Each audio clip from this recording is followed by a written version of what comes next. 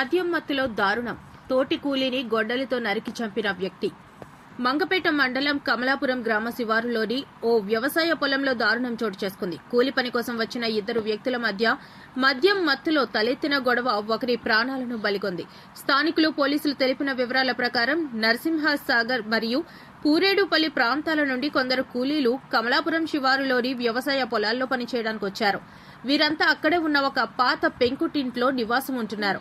బుధవారం రాత్రి కూలీలంతా కలిసి మద్యం సేవించారు. ఈ క్రమంలో భార్యల విషయమై పూరేడుపల్లికి చెందిన కొప్పుల నరసింహారావు 38 ఏళ్ల తాటి శేషు మధ్య తీవ్రమైన వాగ్వాదం ప్రారంభమైంది. మద్యం మత్తు పెరగడంతో ఆగ్రహానికి గురైన కొప్పుల నరసింహారావు సమీపంలో ఉన్న గొడ్డలితో తాటి శేషుపై విచక్షణారహితంగా దాడి చేశాడు. తీవ్ర రక్తస్రావం కావడంతో తాటి శేషు అక్కడికక్కడే మృతి చెందాడు. సమాచారం అందుకున్న మంగపేట పోలీసులు హుటాహుటిన ఘటనా స్థలానికి చేరుకుని పరిశీలించారు. మృతదేహాన్ని పోస్టుమార్టం నిమిత్తం ప్రభుత్వ ఆసుపత్రికి తరలించారు. ఈ ఘటనపై కేసు నమోదు చేసుకుని దర్యాప్తు జరుపుతున్నట్లు పోలీసులు తెలిపారు.